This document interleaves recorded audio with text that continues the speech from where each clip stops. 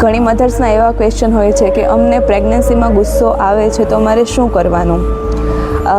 Answer is quite simple. ગુસ્સો કરી લેવાનો, એને એકમાંથી બીજી ડાયરેક્શનમાં લઈ જવાનો. એવું ક્યારેય નહીં બને કે તમે હર હંમેશ પોઝિટિવ એન્વાયરમેન્ટને મેન્ટેન કરી શકો.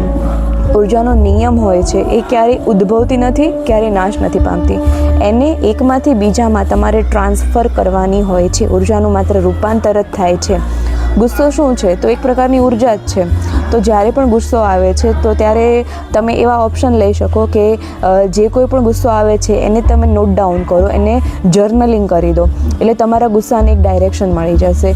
બીજું એવું તમે કરી શકો કે તમારું ફેવરેટ મ્યુઝિક સાંભળી શકો, અથવા મનગમતી કોઈ વાનગી બનાવી શકો, અથવા તો જસ્ટ તમારા લવ્ડ વન સાથે તમે ખાલી વાત કરીને પણ તમારો ગુસ્સો શાંત કરી શકો છો. એને ક્યારેય પણ સપ્રેસ કરવો નહીં, બિકોઝ ગુસ્સો સપ્રેસ કરવાથી એની બહુ જ આડઅસર બચ્ચા પર થતી જોવા મળે છે.